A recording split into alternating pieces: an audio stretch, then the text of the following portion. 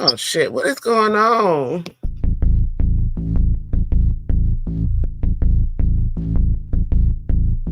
Show who you are. Good riddance. Is you kidding? Bid the forbidden. As it was written, you overbidding. With the heathens, karma is a bitch, so how you living? Pray for my enemies, unforgiving. Cast the pearls on hog moms and chitlin'. If it's too hot, get your ass out the kitchen. Finger licking good, good looking. Stewing in the stew, I'm cooking. You psyched out, paranoid and shookin'. Shook the table, spades I'm booking. Get prepared for this ass whooping. Listen to the words being spoken. You were talking, I'm awake and woken. While I'm spitting this, got your spit, got choking. Era up, a glimpse in my world, eyes shut open. Parallel in my mind, I'm chosen. Reverse the time, heart frozen. Antarctica, cold as ice. Casting locks, rolling dice. Mean as nails, I'm nothing nice. They persecuted me like they rejected Christ. All right. Good evening, everyone. Welcome to another episode of Mouth Off With Meika, where we dive deep into other stories, insights, and remarkable individuals. Today, I am thrilled to have DMG DaPoet with us. DMG is not only just a poet and an artist, but a content creator, a husband, a father, and a testament to power, growth, and redemption. His journey is one of overcoming adversities, embracing transformation, and using his art to inspire others. DMG, welcome to the show. How you doing? I appreciate that intro, sis. I don't think that's the best intro I think I ever got. I tried to work on it. I had to work on it for you. You know, I have a star coming on my show. I have to say, I have to write Oh, here you go with that. I'm not a star. I'm just a black man who believe that if better is possible, then good ain't enough. That's all. Right. So how you doing this evening? You good? I'm good. Tired, but I'm good. Yeah. So let's jump into the questions then. Just let's give a little background. Let's talk about your early life. Can you talk about, your experiences and what shaped you to be who you are right now? Well, grew up St. Louis, Missouri. Little burb called Berkeley, and it's adjacent to one of the country's first all black cities in Kinloch, and that's where both of my parents are from. My mother moved, and my mother's family moved to Berkeley when she was a freshman in high school, and so she had me at 19. Matter of fact, she was pregnant when she walked across the stage to get her diploma with me. And then she had me later on that year in October. So grew up very, very close family, very family oriented. I was very close to my grandfather before he passed. And he passed a month before I turned 5.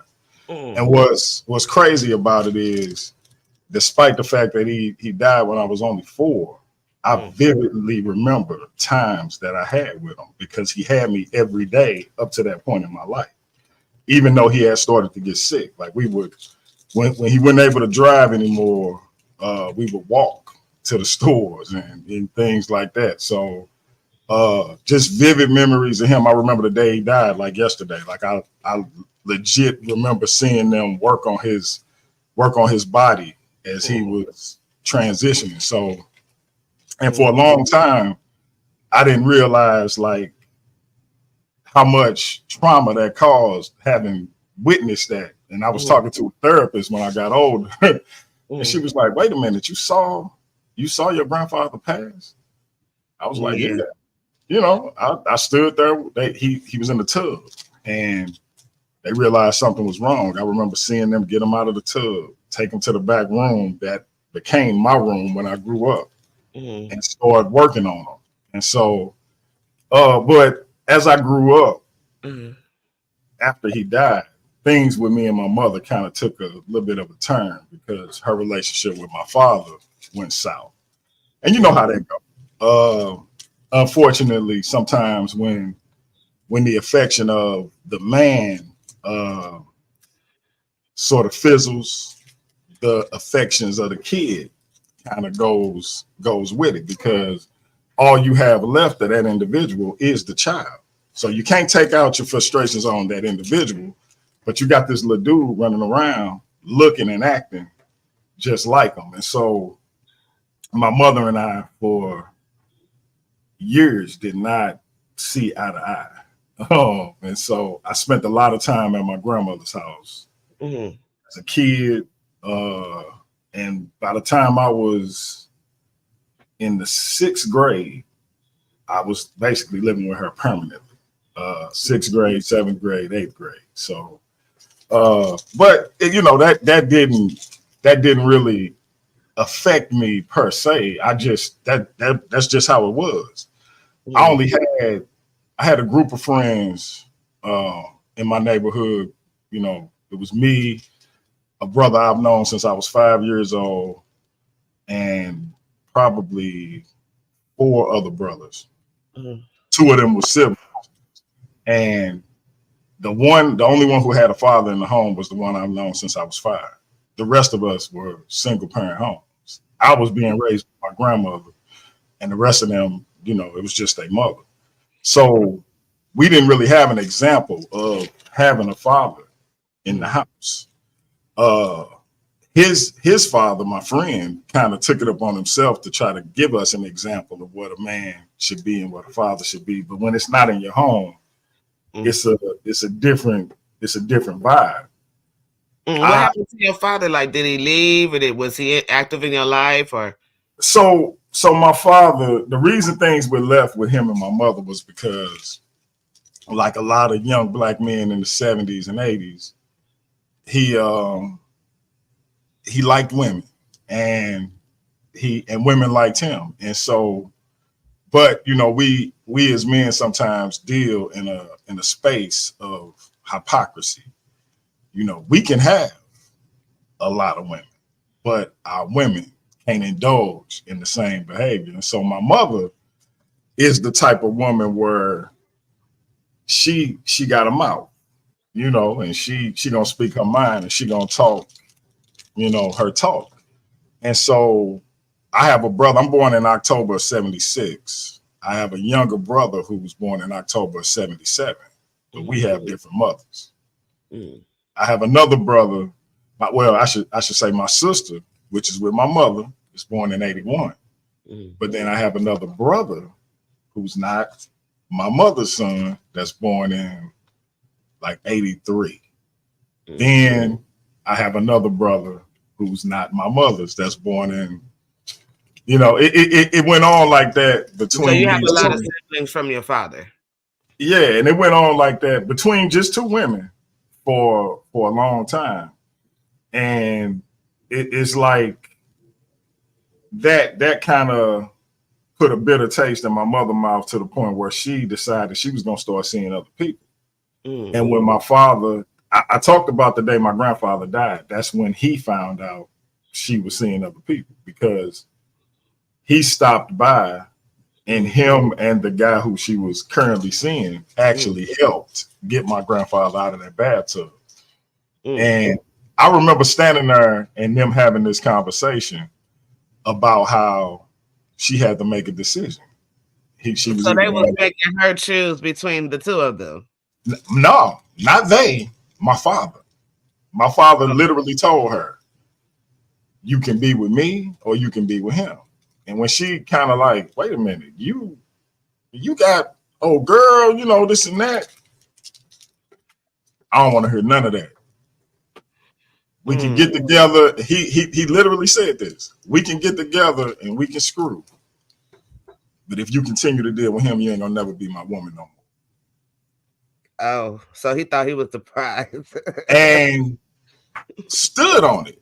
And that festered in my mother for so many years. And I remember seeing my father when I was in the 2nd grade, where I met my wife, by the way.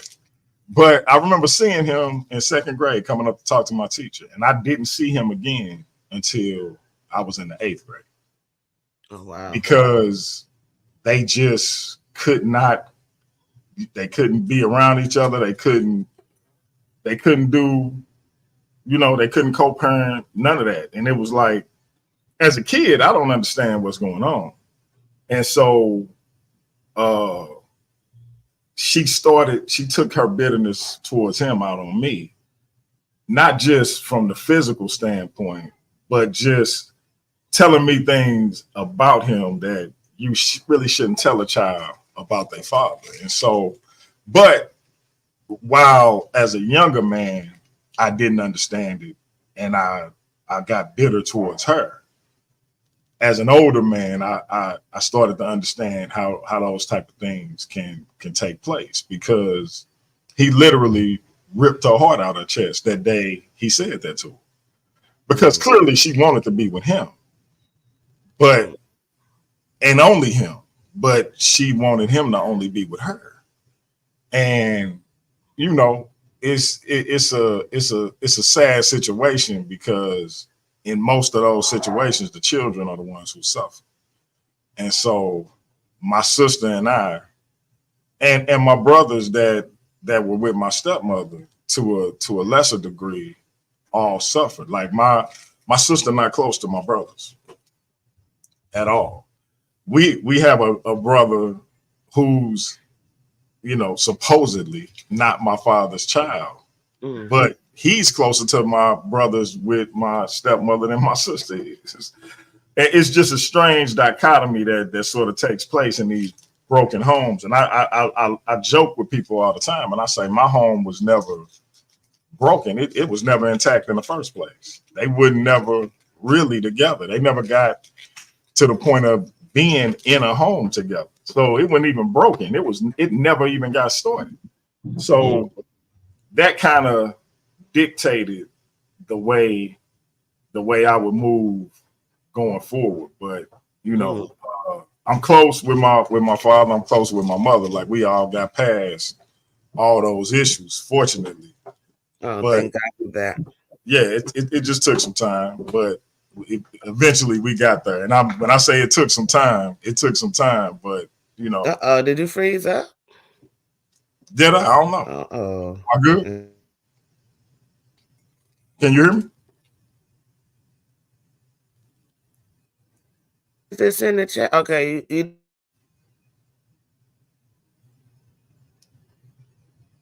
Meika, can you hear me?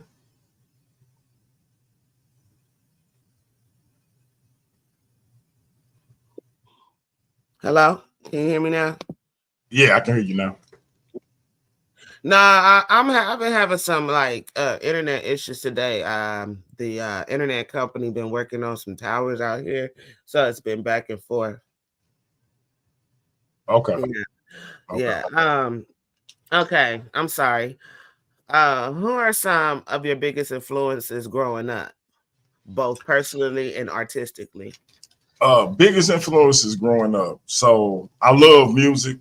I love music of all kinds. I listen to everything from hip hop to R&B to jazz to blues, rock and roll, alternative. Like I like country. You name it, it's a song in that genre that I probably like. So my biggest influence from a musical standpoint, and that kind of influences my poetry, is Tupac. Tupac, interesting. That's my favorite musical artist, period. Really? And after him, it would be Marvin Gaye. Oh, okay. Did you check out Kendrick Lamar yesterday? No, I did. I did. Represent for the West. I did. I like Kendrick a lot. I'm more inclined. I'm 47 years old, so I'm more inclined to the older stuff. But like, I still listen to Nas, Jay-Z, Biggie, Pac, Scarface, Cube. But Kendrick is one of those newer artists that I actually do enjoy. So, yeah, he's pretty dope. Okay. But of course, like authors, James Baldwin, Toni Morrison, my man Langston Hughes, Sonia Sanchez, Gil Scott Heron, musically and poetically speaking. So all of those artists kind of influenced, you know, my life, my style, you know, my writing. But from a personal standpoint, my cousin, his name was Dante Foster. He died when I was 18. He was 22 years old when he passed. But Sorry to hear that. yeah, you know, rest in power to my big cuz. But at a time in my life where I was still trying to figure out what my, you know, what my style and my kind of my swag, as the youngsters say, what that was and what that looked like. He sort of gave me the blueprint, and that's pretty much how I've been moving in terms of stylistically ever since. And me and his brother are like brothers. So if y'all ever seen my cousin Shabaka on the channel, that's his big brother. But yeah, from a style standpoint, that's really where I took all my cues as a youngster. How did you first discover your passion for poetry and music and stuff like that, for the arts? Musically, just growing up listening to Michael Jackson, Prince, like I said, Marvin Gaye, the Temptations, you know, all of the Motown stuff, looking at all of the specials on TV. And then when hip hop exploded on the scene, I liked a lot of different artists, Public Enemy, NWA. I was never one of the people who, you know, this one particular style of rap was my bag. I liked all of the different. I liked conscious rap. I liked gangster rap. But the first rapper that kind of spoke to me was Scarface.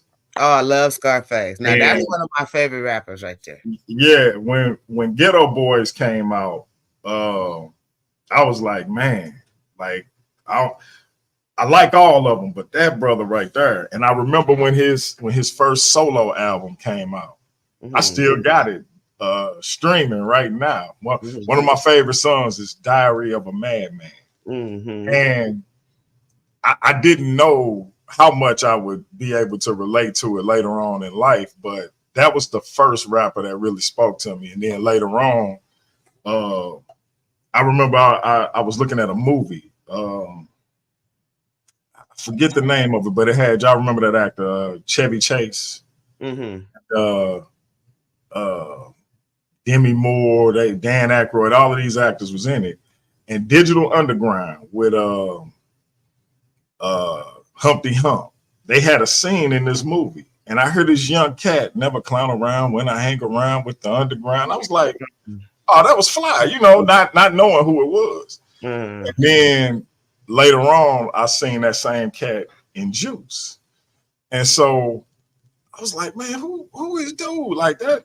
He got a nice little flow. And so then that album, Tupacalypse Now, came out. And I was like, man, this cat, Brenda's Got a Baby, Trapped, Violence, Soldier Story. So all of those cuts on that first album, I was like, man. And then the second album, and I remember he did this cut with MC Breed, I Gotta Get Mine. So, and I was through. Pac was my cat. And so, but how I got into poetry, it's funny. My wife and I've been knowing my wife since second grade.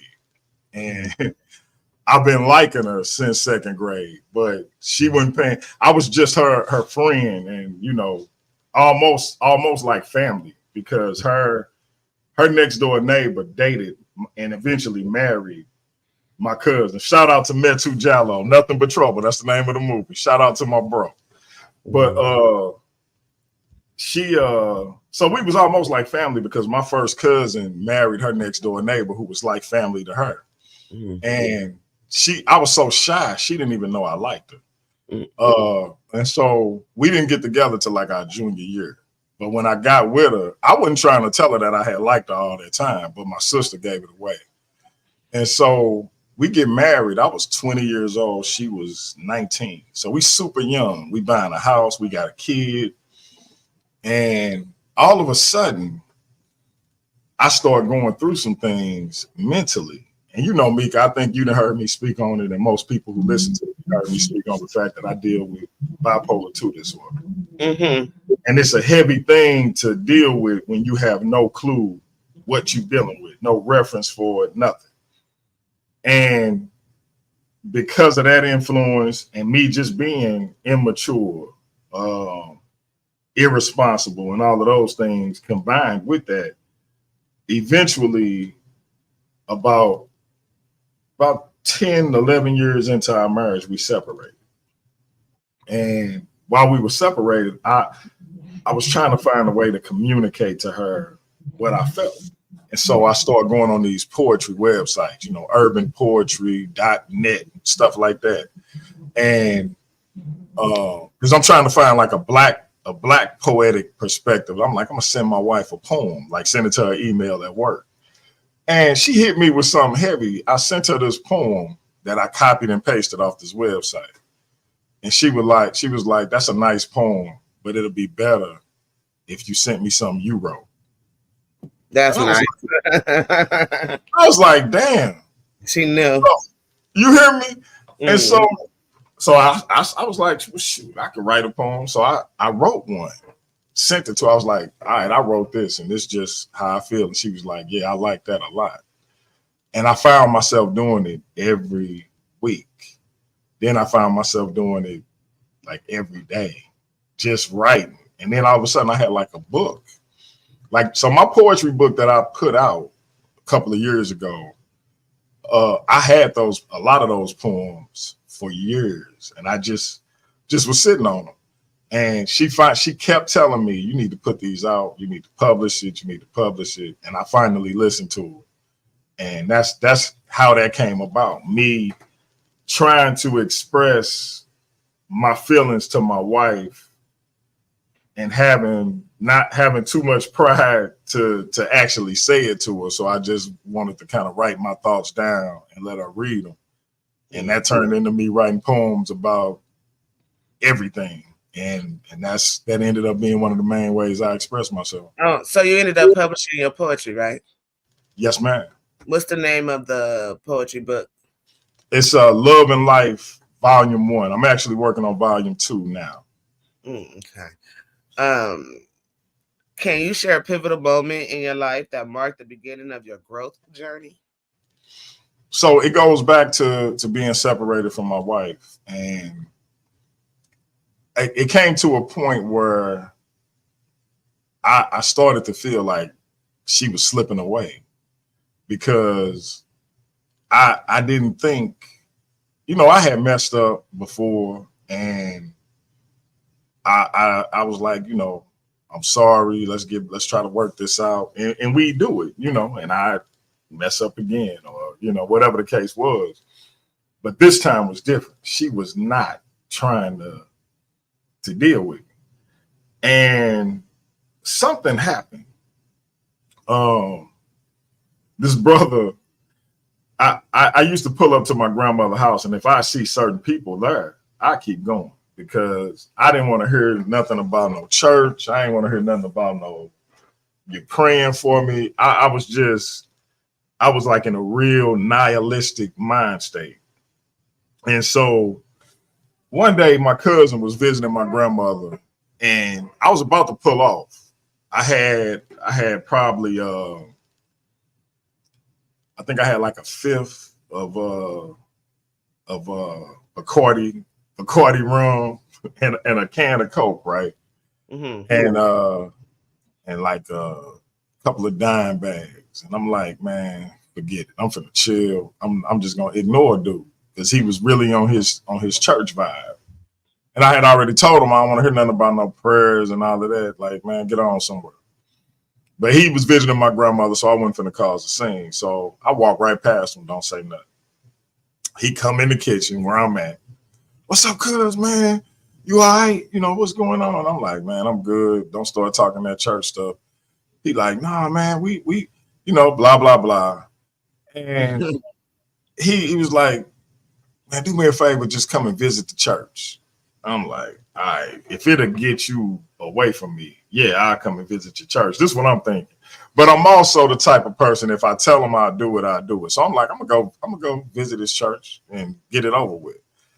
But he was like, yeah, man, you can meet my man Erg. And something about that name, I was like, Erg. He said, yeah, his name Darren, but everybody call him by his middle name, Erg. And I was like, darn, this happened to be a real good friend of mine. And so I'm like, how you know him? So he started telling me the story, gets him on the phone. So now they double teaming me about coming to church. And I'm like, man, whatever. So I go and I start going every week to this church. So Darren calls my wife and is like, hey man, hey sis, the brother been coming to church. He ain't been drinking. I think you need to come pee on your tree. This is exactly what he tells my wife, right? Unbeknownst to me. So I'm sitting there and what does that mean, DMG? I'm sorry. Look, when he say pee on his tree, so animals mark their territory by urinating on certain spots, bushes, trees, rocks, etc. So he was telling her to come mark her territory because, from his estimation, some of the single sisters was checking the brother out. Now I'm not noticing none of this. I'm just coming and trying to, get myself together because I was kind of scratching and clawing for my life at that point. And so I'm sitting there one day and he was like the armor bearer for the pastor. He up there at the pulpit and he pointed to me and he pointing and I'm like, what? I turn around, it's my wife and my kids. I'm like, what y'all doing here? So they come and sit by me. And we started the process of trying to get back together. And she was very, very cautious. Like, we're going to take this very slow. We're not jumping back into nothing. Maybe we can get to the point where we can go on some dates, but in the meantime, we just gonna take it slow. And one of her prerequisites was that I get my whatever this mental situation I had was that I get it checked out. And because I had never addressed it, like I would go in a rage and punch the wall and yell and scream, rip doors off hinges. And one of the things that I'm thankful to God for is that I never put my hands on her, my kids, or anything like that. But I did cause a lot of fights in clubs and lounges. There's a lot of clubs and lounges I still can't go to in St. Louis. But how is that like for you? Because I'm dealing with my son and his mental health, and I'm just having a hard time. And it's a little bit outside of your interview, but dealing with him and communicating with him, like, how is that when you go through those moments? Is it like hard for somebody to get through to you, or do you lose like consciousness? How's it? What is it like for you? When you in that state, you really not trying to hear nobody. And it's not till you, like, I would go into a rage and do all this damage, and then it could be days, it could be weeks, it could be just a matter of hours. And then, but once you crash and you back to normal, you want everything to be normal. And the people around you like, hey man, that ain't normal. You touched the wall, dude. My cousin used to tell me, man, you was screaming in your wife's face, you screaming in my face, like.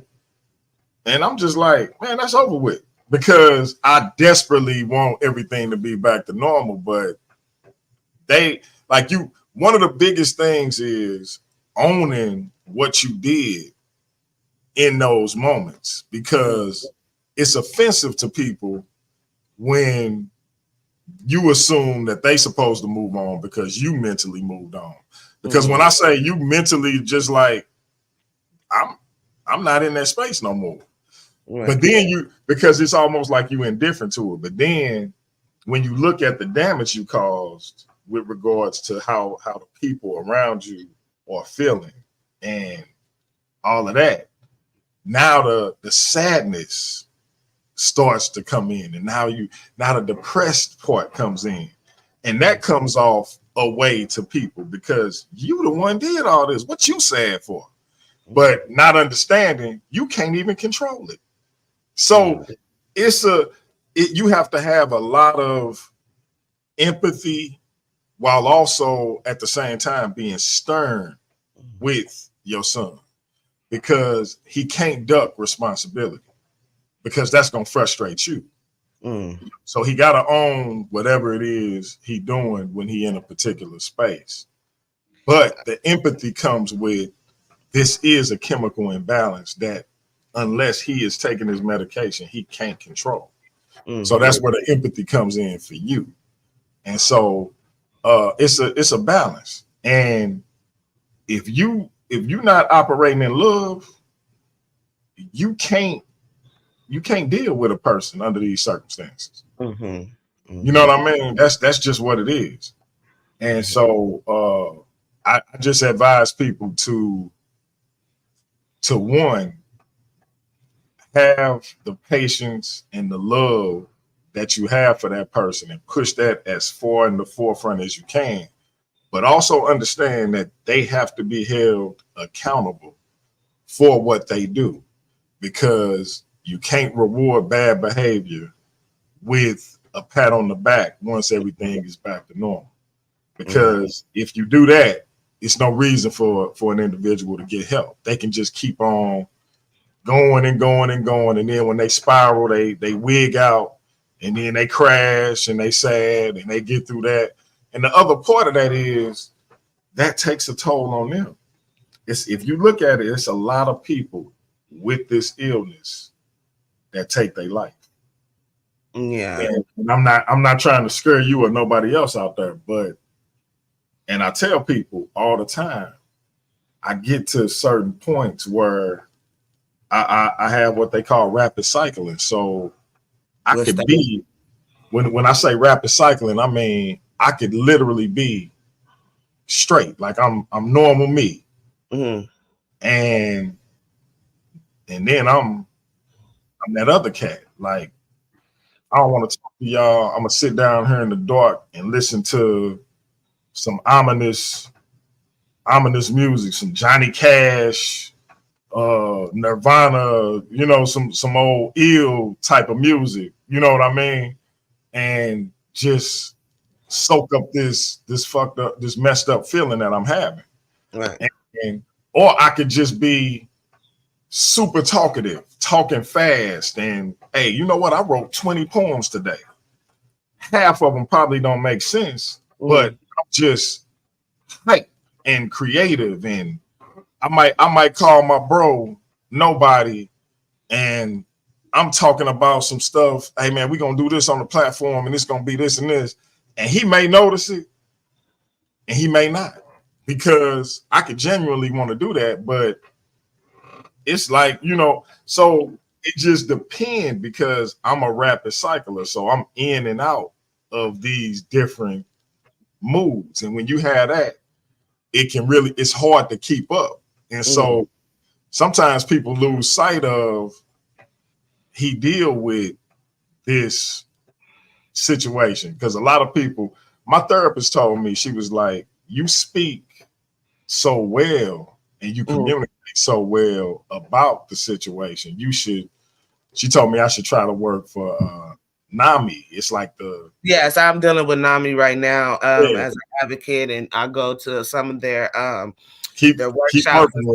Please do, because it's especially, I mean, where I'm at, I don't know what it's like across the world, because I really don't travel much, but you know, in Los Angeles, like downtown LA, it's just a lot of people dealing with a lot of things, and the mental health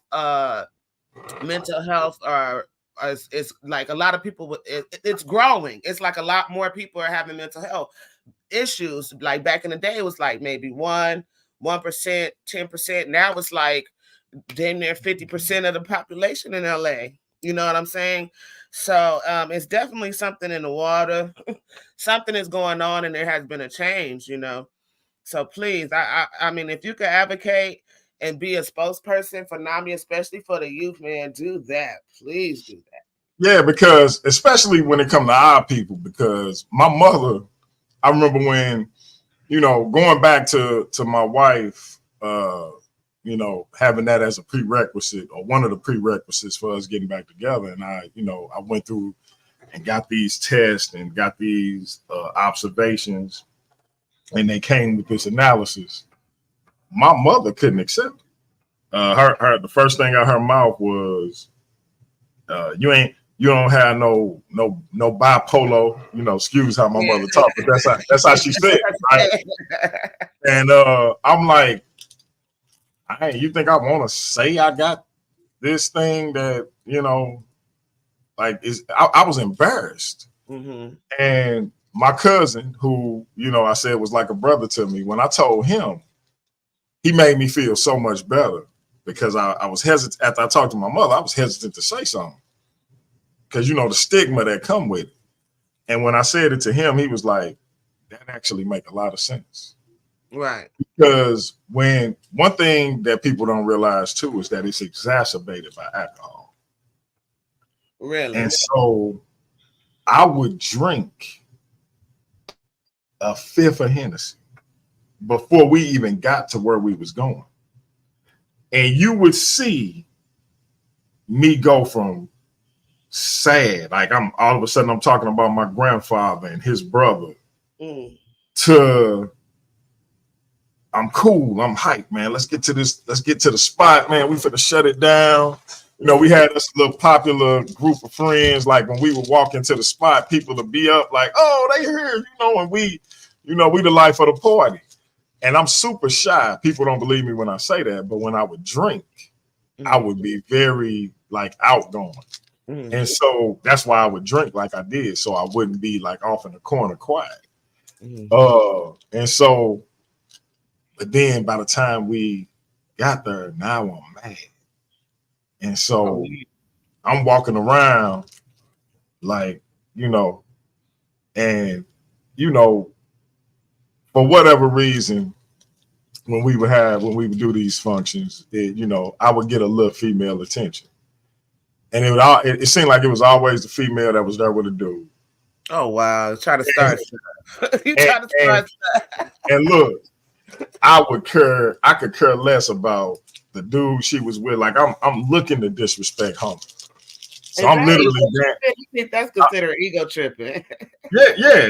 Because everything about me was exacerbated. So any insecurity I had was exacerbated. And one of the insecurities I had was about my appearance. This came from, some childhood stuff that I hadn't got past. Because remember, I'm only in my early 20s at this point when this thing first started manifesting. And so I would get into a fight almost every time we went out. And my cousin would be there he would have to intervene, help, or, and one time I think I bit him. Oh, wow. As he was breaking up one of my fights. I either bit him or I bit our other cousin. I bit somebody. And I woke up in the back of the truck. They in the club. They didn't went to the next spot. And I'm in the back of the truck. So I get up. I'm thinking I'm about to go in there. They done took my wallet. Why? Because they can't have me going in there because they know what's going to happen if I do. So it got to that point where everybody was beginning to understand I had an issue. And so mostly my young wife was catching the brunt of it. And so, like, how you see people, they say when they in a manic state, people buy race cars and buy horses. I would literally go to the mall and spend like $3,000 on jewelry. Ain't paid nan bill. Ain't paid nan car note. Now that those things are coming due, and I'm pining the jewelry that I just bought. Like think about the the irrationality involved in, I see this, I want it, I'm getting it. Now I gotta pay bills. Mm-hmm. And it's, because I'm past that teenage, hustling stage that, a lot of us go through. And it was a few times where I considered going back to that, but, I almost lost my wife as a teenager because of that. So I'm like, I don't want to do that. So let me go and try this. And so all of those things started coming to mind. And my cousin was like, yeah, that actually makes sense. Cause I didn't know what was wrong with you. I really did. And now that you're saying this, I have an explanation, for the stuff you used to do. Right. And so I talked to my sister. Me and my sister close. I think you had a little interaction with my sister one time on here. And she said the same thing. She was like, okay, yeah, that makes sense.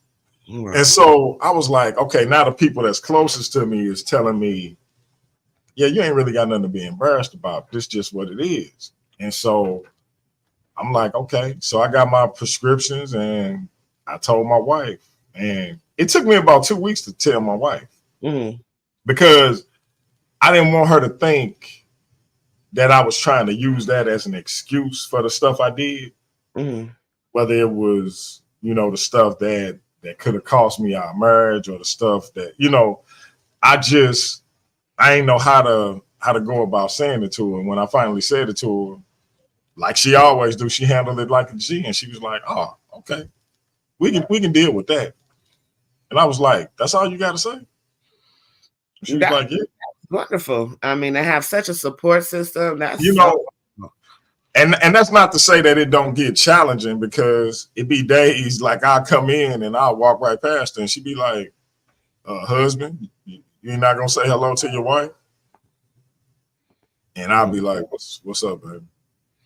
So that type of thing. But so, it gets challenging sometimes, but she been navigating it.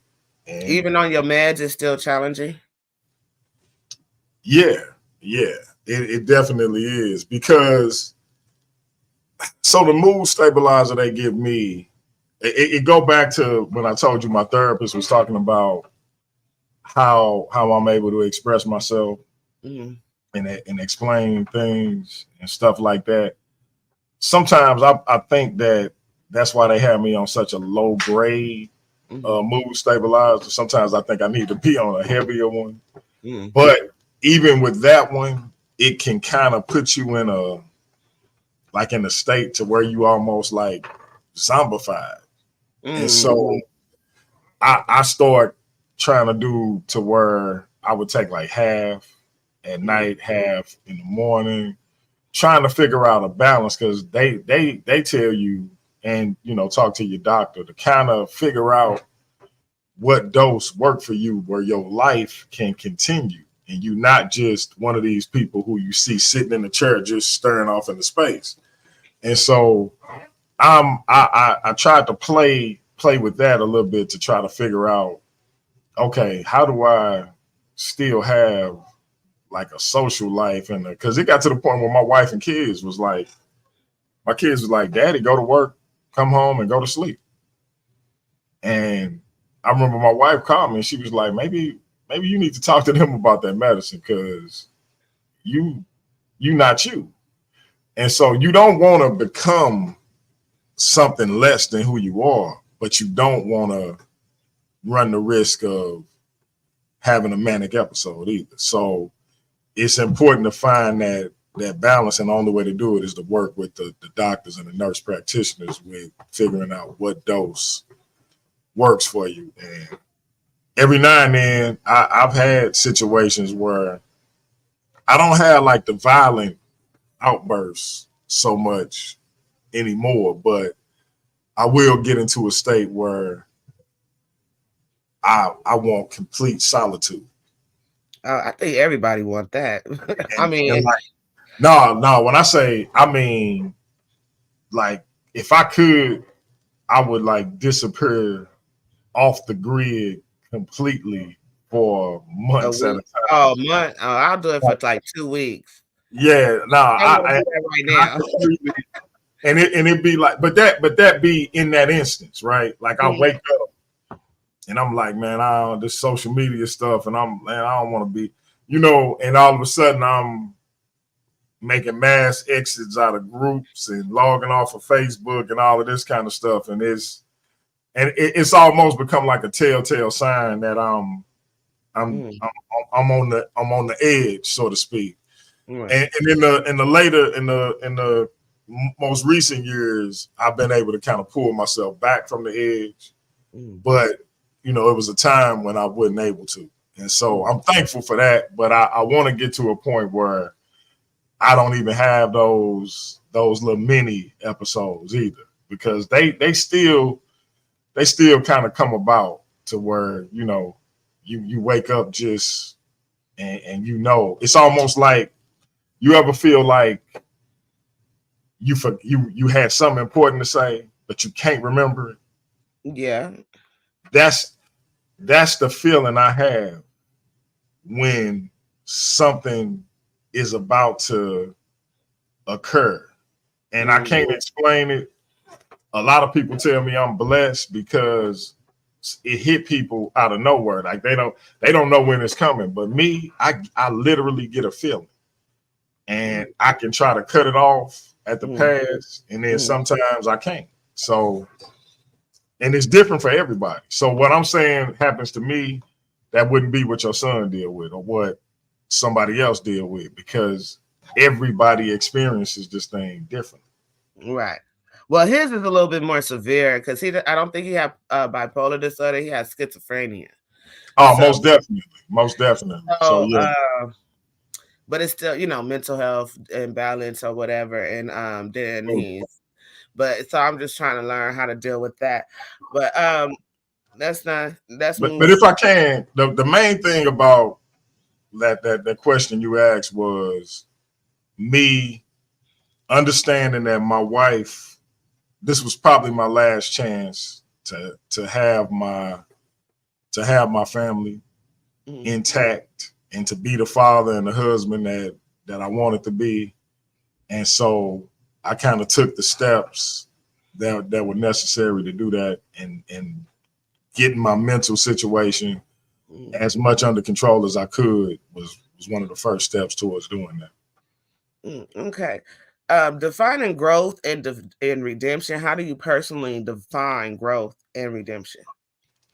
Just taking, not allowing your mistakes to break you, because a lot of times, particularly the mistakes I've made in life, and the things that they could lead to, it can break you when you look back and realize you had everything you wanted, but you the reason that you no longer have it. Decisions you made are the reason that the people that you care about no longer trust and believe in you the way they once did. And when you have to own that, it can mentally break you. And so for me, it's about taking those mistakes, and instead of allowing them to break me, using those as lessons for myself not to repeat, and for me to give to other young men my age, and even older men, as lessons on what not to do in regards to your family, your friends, etc. And finding redemption through not repeating those mistakes, having the mantra that if better is possible, then good ain't enough, and playing that forward to other individuals, particularly Black men, because I feel like Black people, period, but specifically Black men, we a lot of times get held to things we did when we were 20 years old, and we be 45 and 37, and people still be talking about what we did when we was 22. And it's like, what the hell do that have to do with me now? But the pain that it caused an individual causes them to superimpose that over you forever. Right. And so you have to resolve in yourself that you've moved past that. And if a person want to continue to view you in that light, that's on them. But you have to resolve in yourself that you've moved beyond that. And that's where the redemption comes in. Understanding that, sometimes people can recognize the positive strides you've made, but you have to recognize it in yourself and continue to play it forward with other people, because a lot of times people, they're not going to let go of stuff. So you have to let go of it for yourself. Right. What was the catalyst for your path to redemption?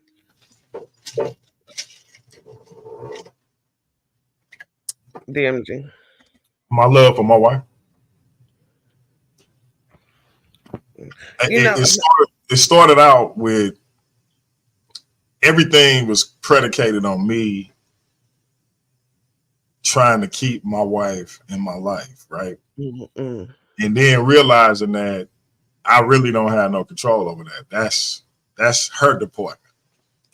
I had to first become better because I wanted to be better, and then give her the opportunity to see that, and she would make a decision based on that. But it started out in me desperately just understanding that I had everything I needed in her in terms of woman. Despite the fact that I had my head on the swivel, so to speak, and was looking in all these other directions, I always had what I wanted and needed right there.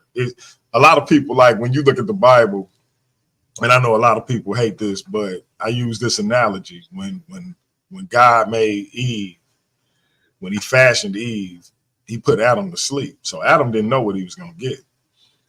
Because if Adam knew, if he was up, my man probably would have said he want the Beyonce a big booty in the face, and but the lesson is, God or whatever deity you believe in as a creator knows what you need, and that's what he got.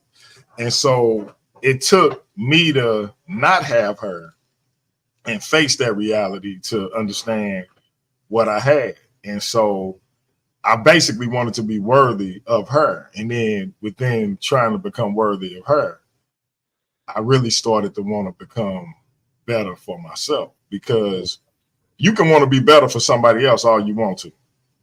And you really, as good as your intentions is, you're going to fall short every single time. You have to want to be better for yourself. If you're not trying to strive to be better for yourself, how can you be better for somebody else? If you don't love yourself, how can you expect to know how to love somebody else? Right. So those were the lessons I learned on that journey. But it all sparked from me trying to become worthy of her, and then figuring out I have to be worthy of myself before I can be worthy of anybody else. Right. How did you and your wife prepare for marriage, and what foundational values do you both hold? So the funny thing is, we were so young, all we had to go on was what we saw in the church. And I was a super skeptic of church in general. Like the stuff I seen, I was not a fan of going to church. Mm-hmm. She was raised in church. So I remember when we started dating, she kept asking me to go to church with her, and I wasn't trying to go. And I'm like, man, all they do is ask for your money.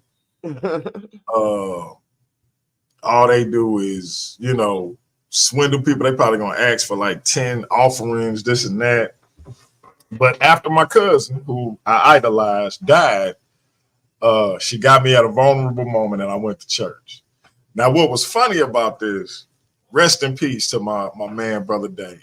That was my man. And he walked up to me, this big, tall, light-skinned man with a big gray beard. He was the deacon at the time. So, I'm expecting the deacon to be in your pockets. Shook my hand. Hey, how you doing, young man? Hey, how you doing, sir? And he put $100 bill in my hand. And I was like,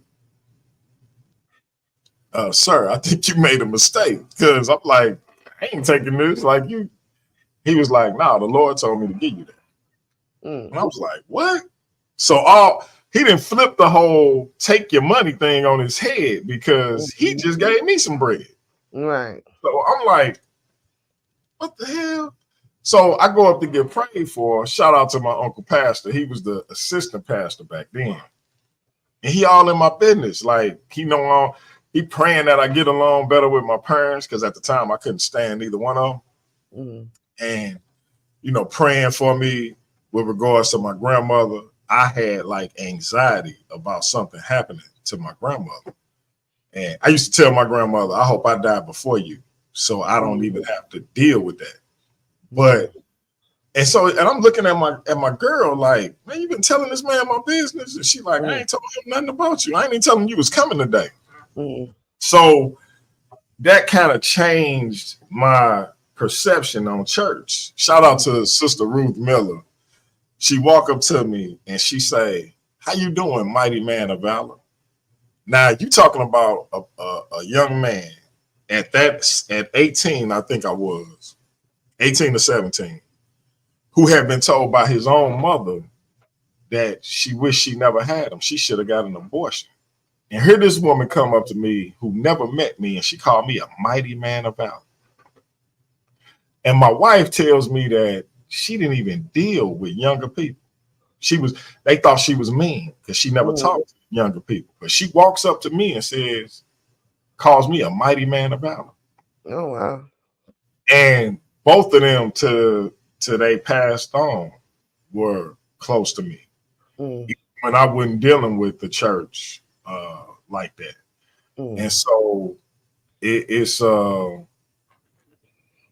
it's like that. Those were like profound moments for me because I'm sitting here thinking like, she don't even talk to y'all. She was like, she barely ever talked to me, and she gonna walk up to you talking. Me and Sister Miller got so close. She been knowing my wife whole life. She started calling my wife my name Doug or Douglas. She started calling my wife Sister Doug. Been knowing her whole life. Met me when I was 18, and she started calling her Sister Doug. So the foundation we got in the church and those examples that we had, some strong, powerful couples who had been through some things, that kind of gave us the examples of what we kind of wanted to be. And, that's what it was for us. And, we was young and impressionable. So there you go. Can you share a significant challenge you faced in your marriage and how you both overcame it? Me being immature, me not being ready to be a husband and not being mentally prepared for the responsibility of being a husband and a father. And my young and at a young age, and my young wife having to navigate not just that, but being a young woman with a child, and us being young homeowners and not quite knowing what we got ourselves into because, no one prepared us for home ownership. Everybody just thought it was great that this 19-year-old was buying a house, but nobody never really sat me down and said, hey, this is what, you have to do. And the way your property looks affects, the people around you. And I didn't understand none of that. Again, my mother never owned a house. Up to that point, I bought a house before my father did. So being married young and me not being ready to meet that challenge was the main thing that I think was the main challenge for our marriage, because that umbrellaed into several issues, whether it was financial, whether it was moral, whatever you name it. Because as the man of the house, as the head of the house, if I'm not in line with in the ways that I'm supposed to be, then everything else is on shaky ground. So that was a tough lesson to learn and a tough responsibility to understand, because you're young and hard-headed and brash, and and so I just didn't really get it. And so once we hit that transition to where we got back together after being separated, we both had kind of a new perspective on what our expectations were and how we were going to move forward. And so that brings me to my next question. What communication strategies have been most effective in maintaining a healthy relationship with your wife? just being honest, Mm-hmm. even when feelings gonna get hurt, even when it's gonna be received a particular way, you just, like I tell my wife all the time, like, you ain't got to worry about nobody coming to you with a particular kind of news. If I don't want to be with you no more, I'm just gonna tell you. Like, at this age, I mean, if you knew her since what, second grade, I don't think you don't ever not want to be with her at this point. And that's a fact. But see, not wanting to be with a person and doing the things that it take to continue to be with a person is two different things. See, I could want to be with her, but am I willing to do what it takes to continue to be with her? So if she says, I want you to be faithful to me and only me, and I decide I don't want to do that no more, I know if I step out with somebody else, that means it's over for me and her, right? Mm-hmm. And so if I do that, then for me, it's like, all right, let me tell her this is what it is. And instead, because at 47 years old, I don't have I done got my knee scoped. I'm not going to be trying to sneak around and creep and all this kind of stuff. If it get to that point where I'm not spending time with you in order to spend with somebody else, we just need to sit down and have an honest conversation. And I hope she feel the same way. Now, will that ever happen for me? Absolutely not. I hope it don't ever happen to her, but I'm just using that as an example of how I feel we communicate, because we just say what it is. Like, hey, babe, you might want to go gargle, your breath kicking. Like, we just keep it a buck. And we've been together since 1994, so it ain't no reason not to. And Right. I think that as long as you honest about what you want and what you require, what your goals are, and who you are as a person, because nobody stays the same. I'm not the same person I was in 1994, and she's not the same person she was in 1994. I'm not the same person I was in 2018. Right. So you continue to evolve as people. And so you have to be willing to roll with those evolutions and those changes. And so, and get to the core of who that person is, because the core of who they is who you love. And so, and if you feel like you can't love who they are now, you need to be honest with them. Because there's a lot of people sitting around pretending that they still in love with a person. They may love them, and they may have love for everything they done built with them and the time they put in with them, but they not in love with them no more, because they not the same people they was, and the person who they've turned into, they can't love. Right. And I never want to be like that with her. So I just try to keep it honest. Right. How do you balance your role as a husband with other responsibilities such as work and personal interests? That get difficult sometimes. Like even with doing the show, you know what I mean? Because my wife called my show my mistress. She like, hey, my husband's job, his mistress. We don't like it. We don't like it. If we calling it your mistress, you better take a mental. Yeah. So she like, you gonna be with your mistress tonight, or we doing something? And it'd be like when she start talking like that, it'd be like, yeah. But that's part of the idea. Like I've always wanted to share my platform with other people and have like a group of brothers and sisters who I could trust to come on and put out content that's going to edify our people. And it don't have to be content that I agree with. Like if my man Metsu hit me up and said, hey, bro, I want to come on and I want to teach about ancient Kemet. Let's go. If my man Captain K hit me up and say, hey, I want to teach about the Israelite paradigm, let's go. And they both know that. I hope Metsu still know that. It's been a minute, but I got to get him back on here. The brothers I got as admins, the Craigs, Darian, the GT, Kahani.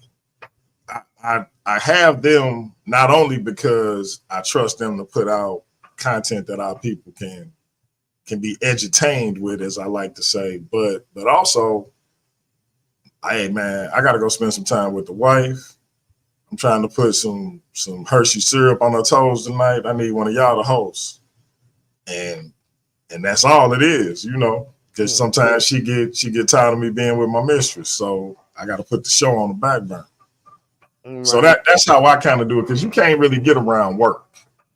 And so, but the show is something that I can try to manage. As far as my kids are like, they pop in my room and my wife be like, hey, me and your daddy got to go to bed, because me and my kids will talk for hours. How old are your kids? I have 5 kids, so my 2 oldest daughters are grown and married. But the 3 I have a 30-year-old who has 2 kids, and then I have a 26-year-old who has 1, and both of them are grown and married. You a grandpappy? I'm a grandfather, yeah. I'm a pawpaw. Pawpaw, so, that's what they call you? Yeah, but like I said, me and my wife got started young, so you know, like she I say I'm a pawpaw, but she a grandma. So grandma, I like that. But yeah, so with the kids, and right now they working at my gig. So, but yeah, we talk about everything, and when I say everything, I mean everything. Those 3 youngest ones. One, if I could say one regret I have is I don't think I was half the father to my 2 oldest girls that I am to the 3 younger children that are still in the house. From a mental standpoint, from a responsibility standpoint, economically, I just wouldn't where I needed to be what I wish I was to them. And I feel like they missed out on the best version of me. Whereas they got the raw version of you. I always say, just like you just said, right, that you wasn't the same person in 2018. And my sister always, when she talk about our dad, I'll be like, you mean your daddy? Because we don't have the same daddy. My daddy is different than your daddy. Because even though we had a sack, we both came out of his sack, he was a different man when he was raising me versus when he was raising her. So it's gonna always be that with any one of your children. I wouldn't feel bad about that, because you was it's something I deal with. I can't really I try to, you know, move past it, but I really do have, like, I struggle with it because I realize how much I wasted my youth on frivolous things when I could have been spending time with them. Whereas when I had 3 that's here, that still live here now, I had them, like, I took them to all their doctor's appointments, dentist appointments. I had them all the time. And I just wish I would have been at that same level with the oldest 2. And you know, it ain't nothing I could do about it, but I do have some regrets about that. If I could go back, like if I had a time machine, it's a lot of stuff I'd change if I could slap my younger self, but that's one of the things I definitely would like. Hey man, you gotta keep that that same energy with those two. And you know, that's all. Now my oldest daughter, she good. Like she say I'm too hard on myself. But my second oldest, we got some distance between us. And it's all good.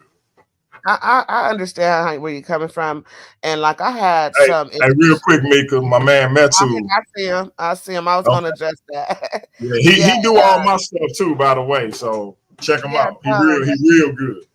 Me too. Like, look. Oh gosh, how can I do it? Is that your name on on Facebook? Because I'll hit you up on Facebook. I'll put y'all in a group together. Yeah, link us up, DMG, because I'm Matter of fact, I'm do it trying now. to do a new. I got my hands in so much stuff, and I know I'm super smart and everything, but it becomes overwhelming, and I do need like some help on certain things. So just hit me up. You know what I'm saying? And and we could talk about that. But as far as you and your older two children, DMG, just I think would be the great. This is just me talking because I had some issues with my dad growing up too. But I think that I have the best relationship with my dad now as an adult. So you can always start right now with having good relationship with your children right now. Nobody ever said you have to stop being a father. You know what I mean? Just because they grown. Which brings me to the next question. How did you feel when you first became a father, and how did you prepare for that new role? You know what? It really it was kind of like I had this situation where so we lost a child Mm-hmm. and our first one together. And Oh, I'm sorry. when I used to speak to the baby, whenever she would hear my voice, she would move. Mm-hmm. Like soon as I hit the door, she hadn't moved all day, but when she heard me, she started moving. And it devastated me when we lost her. Mm-hmm. So when we started to have children, I was just like I'm still overly protective of all of them, like and it's one of the best feelings you could ever have. I never forget. I saw my daughter on the ultrasound, and her hand did like this, and I said she just waved at me because that's what it looked like. But it's I think it's the greatest feeling you can have, just because it's another version of you who you can pour into and who can hopefully learn from the mistakes you made and improve upon them. I always tell my son he the new improved DMG. He don't have to repeat the mistakes me and my father did. I'm so sorry. How you pronounce it, Matt? Too about what's going on, but hopefully, you guys will talk. Um, what is? Oh gosh, I was waiting for. Oh yeah, what is your parenting philosophy, and how do you implement it in your daily life with your children? Did I say Um, everything? so for me, I try not to judge my children, and I just try to have unwavering support.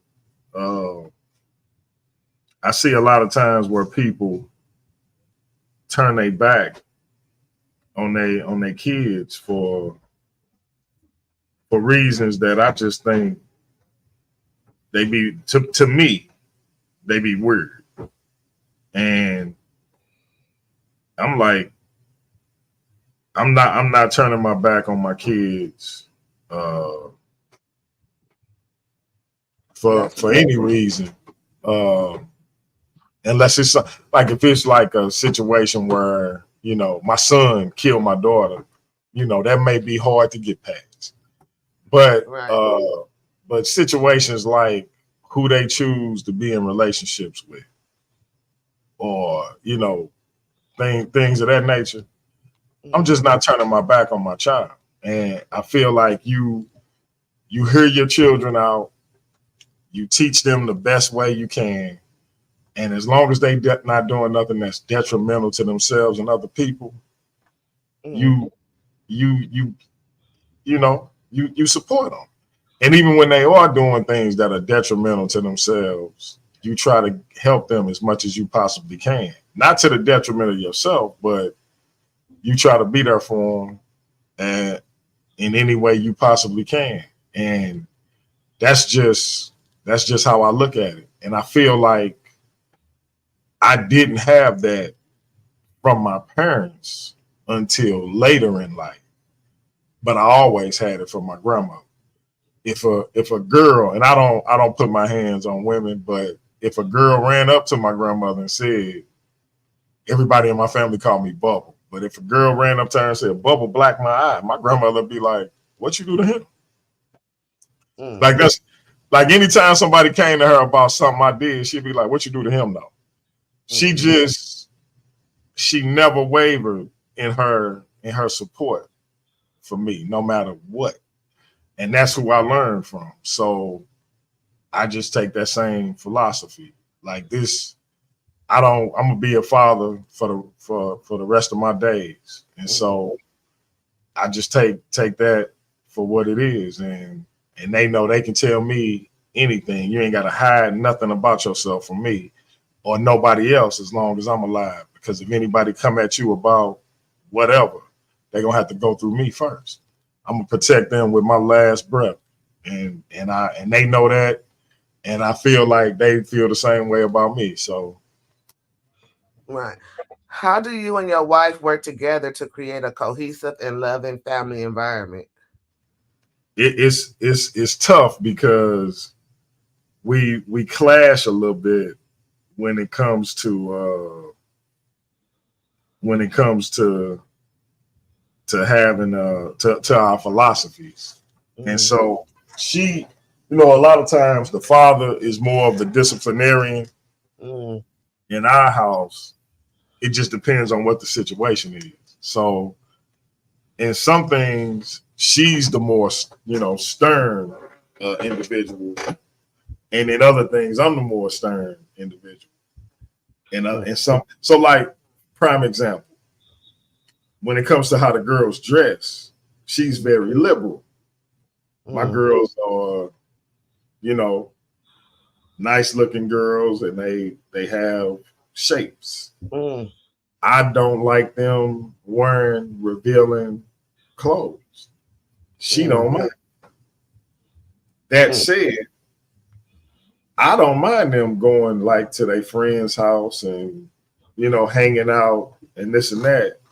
She gets anxiety about it. So, you know what I mean? So it's kind of, we just have to figure out a balance for our different views on things, because in some things she's super conservative and I'm very liberal.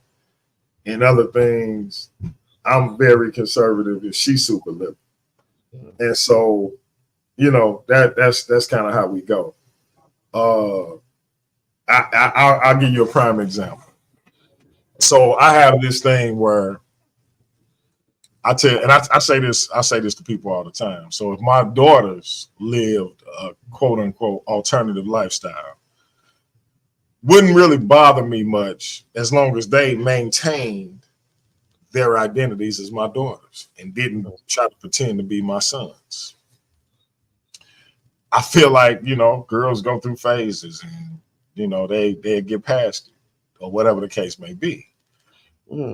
My son, on the other hand, living an alternative lifestyle would probably, that would be devastating. It would be an issue for me. And I don't, now for my wife, she like, it'll be an issue for me. I don't care who it was. Right. But that's like a double standard. Yeah, it is. But that's where I'm at with it. For me, if it's him, and my rationale is this: they as females can walk that back whenever they want to, because you're gonna have a young man who's gonna relish in the fact that he the one who got them to turn away from that particular lifestyle, or he's going to indulge in that lifestyle with them. Either or, they can find solace in a particular kind of relationship. Men can't walk back that particular, like if you in that, you probably in that, because it ain't no walking that back for a man. Tank said you can. He lied. And like, what's my man, Donnie McClurkin? He been divorced, I think, 2 or 3 times because he say it ain't for him. He still has issues with those type of desires, and so, and I'm no expert. I'm not pretending to be. I don't judge anybody for what they do and what they don't do. I'm just saying that's one of those things that, as my kids were growing up, I kind of just put my feelings out there about it. And my wife like, man, look, I don't care who it is. I ain't support, and so we would kind of have a back and forth. Or it could just be as simple as I'd probably be cool with my son dating when he was 6. Now he's 17, but I probably would have been cool with him dating at 16. Whereas I probably would have wanted my daughters to wait till they were 17 or 18. I have a 25-year-old daughter, and I don't want her dating at all. See, and I get it, because it's a lot of creeps out here. And see, I have a very, like, I don't know what to call it, but for me, dating somebody that's 4 years younger than me is more than 4 years younger than me is out of the question. Why? I got a sister that's 4 years younger than me, and I just feel like a complete creep if I entertain anybody her age. Her friends, when we was growing up, like a lot of her little friends had crushes on me and stuff like that. I just felt like that was weird. And I think dudes that be like, oh man, them freshmen coming and they seniors in high school, I think that's weird. Why you can't date somebody your age? So I just, like, it's levels to life, and it's okay to stick with your own age. And so I just feel like females should be given the opportunity to be cool and figure themselves out for a little while before they start getting out there with these creepy little dudes. But that's just me. I remember being a little dude, and I never messed with girls younger than me, like I said, but I was on the prowl. And so I know how these little cats think. And so, like I said, I'm super protective of my daughters. They laugh because when they came up to my job to start working, the young guys that worked there, when they spoke to them, they put their head down when they spoke to them, because I was like, hey man, don't think you finna holler at my don't think you finna holler at my daughter. Cause I know y'all. Like, if I ain't know y'all might be able to get that off. But I know y'all. You're not talking to my daughter. And they was like really tripping off the fact that these little dudes really put their head down and when they spoke to them. But they know what it is. I choose violence. So don't play with me. But Okay, so how's your role as a husband and father contributed to your personal growth and redemption? I mean, it was the catalyst for it. If I was a single man with no kids, I'd be an animal out here. Like it would just, I'd be an animal. And so they keep me domesticated and civilized. If I didn't have them, we wouldn't be on YouTube talking, because I'd be trying to pull somebody's dress off. What? Wait, what happened? Shout out to what's his name, Matu, because I feel y'all now. He said his fiance is 28 and he's 37. See, because I'm 44 and my husband is 35. Yeah, but see, all of y'all grown, so I ain't judging that. My cousin, who like my brother, he 48 and his wife like 32 or 33, I think. Again, I'm not judging nobody who do it. It's just not my thing. That's all. I ain't judging nobody though. Shout out to my man Metu. Okay. What are, let me see. I think I asked you that question already. So, that was a question I had for you, Nick. Oh, how has your art played a role in your personal growth and redemption? Like your poetry, how did it play a role? Was it like an outlet? Did it help you, grow? It was definitely an outlet, and yeah, it definitely helped me grow because it taught me. So I grew up being told that I had a learning disability, that I wouldn't really amount to nothing, didn't have any talent, these type of things, right?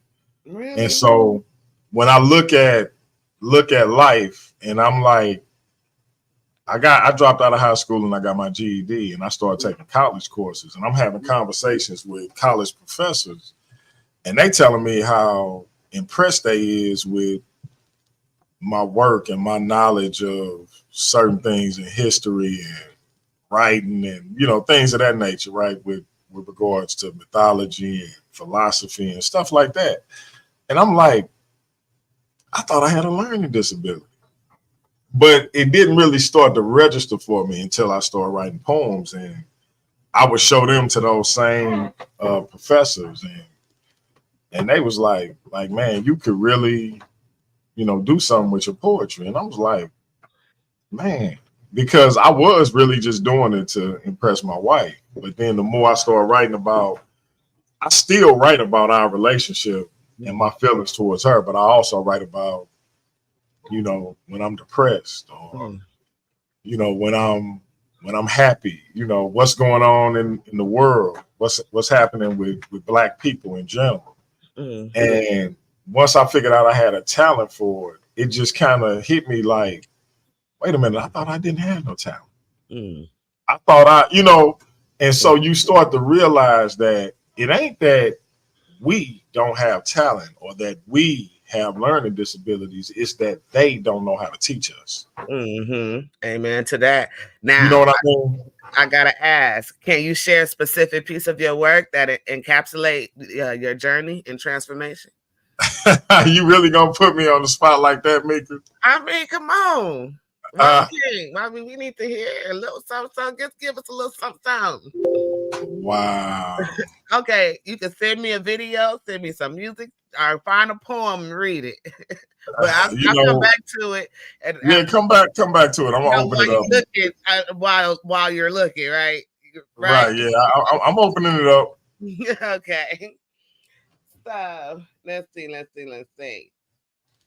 get to it. And then what lessons you learn? No.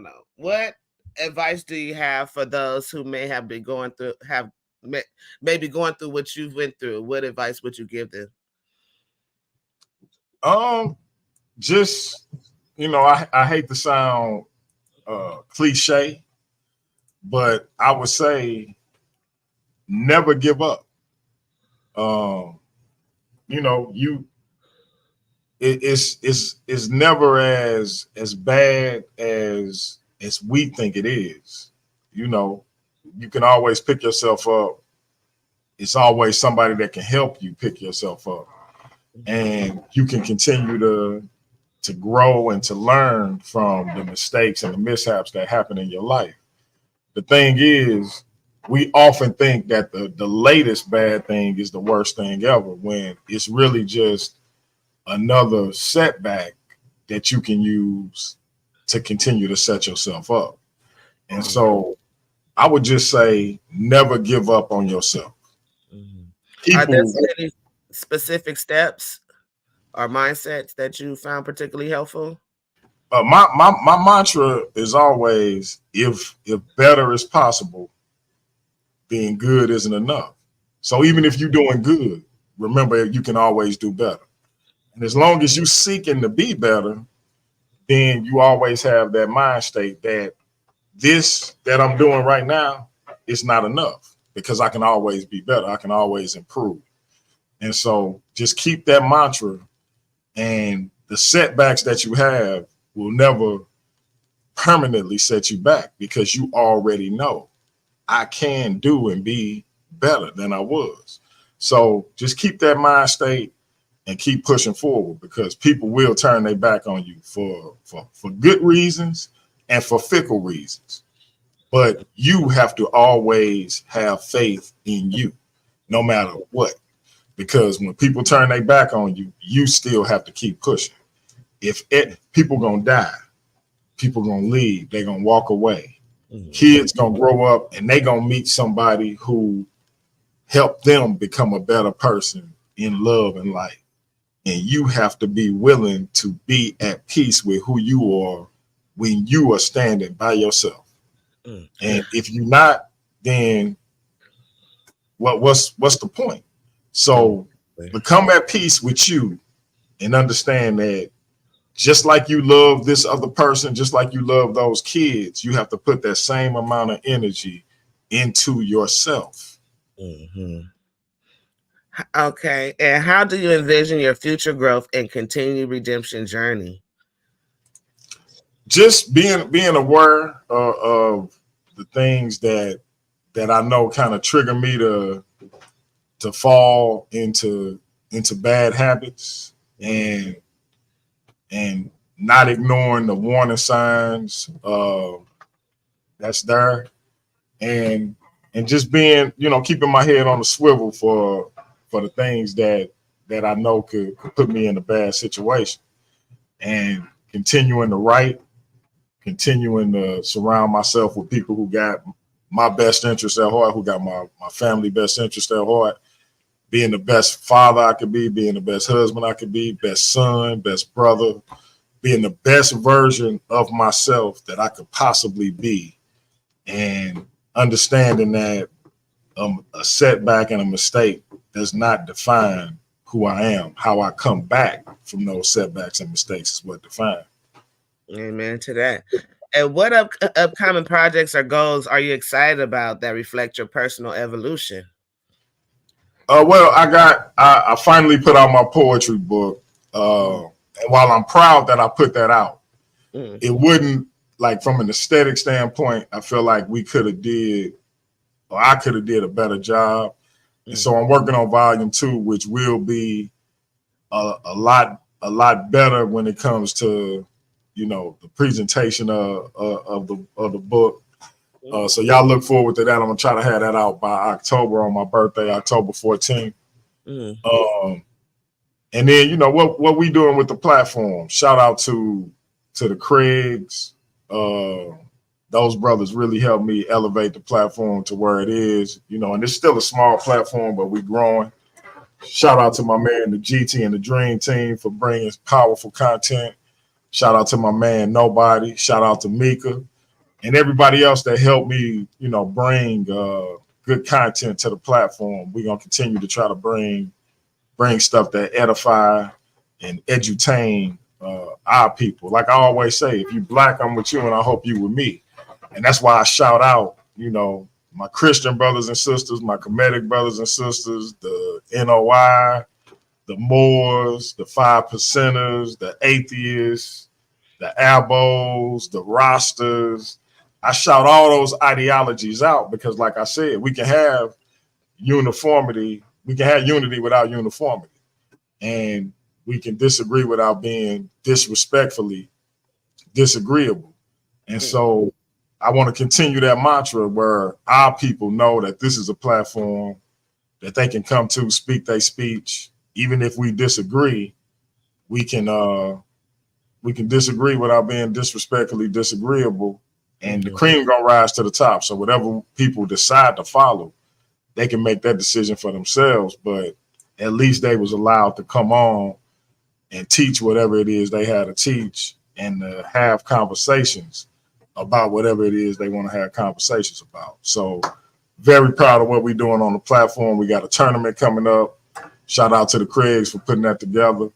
And we're going to keep moving forward on the platform. Like I say, I got the book coming out, hopefully in October. I'm trying to get that done. And that's all. We're going to keep pushing forward and keep bringing, hopefully satisfying content to y'all. All right. Did you find that poem yet? Yeah, I guess I found one. Let's see here. I want to shout out to the chat too. I'm sorry I didn't get to say hello to everybody. Shout out to Penn, and I think that was your boy St. Louis. Who is St. Louis ISUPK? Ain't that your boy? Oh, that's Captain K. My man's in there. Yes, ma'am. That's like DMX said, that's my man's in there. Yeah. And I think one of the Craigs is in there. Russell Brass. You ready? Russell. Yeah, I'm ready. So this is called, for those who don't know, one of my white nicknames is Jam. So y'all take that for what y'all will, but this is called a blues for Lady J. It say, each time I close my eyes, it's your face that I see. I wonder if you feel the same way about me. You have a face like an angel, but you make me want to sin. I can't help but contemplate what might happen when I see you again. The moment arrives, we come together in a passionate embrace. Our tongues become enthralled by each other's special tastes. We remove our clothes and let them fall to the floor. With each touch of our lips, we both seem to want more. You are my queen, and I shall worship you from your head to your feet. In all my days, I've never tasted anything so sweet. Our heartbeats is one during our ballad of love. Our bodies become entwined, and we fit each other like a glove. Our hands are clasped tight together as we get closer to the end. We can't hold back our bodies as we fall into a tailspin. The climax is here and it's over and we're done. I let you sleep as I watch the rising sun. I give you a kiss to the forehead, simple and tender. As I prepare to leave, more thoughts of you seem to enter. I get to the door, but one last glance at you and I'm compelled to stay. I gotta admit, it's got me bad. This blues for Lady J. Oh wow, that's some snapping. A little bit X-rated. It's a little X-rated. We're supposed to be PG up in here. Hey, listen. That just happened to be the one that it went to. So I like that though. That's beautiful. That's a love unmatched. Any final thoughts? My final thoughts is, hey, whatever you do, keep your head up. Love yourself like you love everybody else. Put that same energy into yourself that you put into everybody else. Never let somebody else take precedence over your well-being. And remember, if better is possible, then good is not enough. If you're a husband, put that woman and those kids first. What the Bible say, love your wife as Christ loved the church. And everybody know he died for the church. So if you ain't willing to die for that woman, I don't know why you married her. So shout out to all the people who was able to listen today. Shout out to my man, Metu Jallo. I'm going to hit you up, my brother. I got to get you in for an interview, presentation, whatever it is you want to do. Shout out to my sister, Meika, for having me on. We've been wanting to do this for a while, so I appreciate you having me. And again, everybody keep your head up. Know that what don't break you, make you. Keep your head up. Keep pushing forward, and everything going to be all right.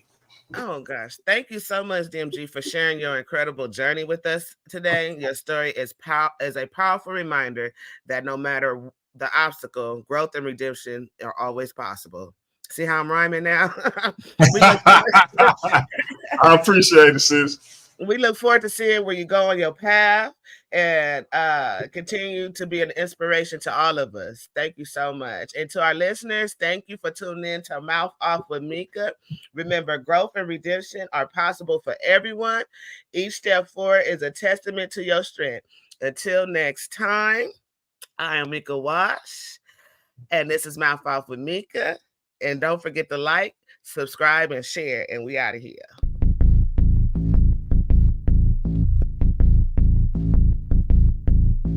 Show who you are. Good, Rick. Is educated, bid the forbidden. As it was written, you overbidding. With the heathens, karma is a bitch, so how you living? Pray for my enemies, I'm forgiving. Cast the pearls on hog moms and chitlin'. If it's too hot, get your ass out the kitchen. Finger licking good, good looking. Stewing in the stew, I'm cooking. You psyched out, paranoid and shookin'. Shook the table, babes, I'm booking. Get prepared for this ass whooping. Listen to the words being spoken. You were talking, I'm awake and woken. While I'm spitting this, got your spit, got choking. Era up, a glimpse in my world, I shut open. Parallel in my mind.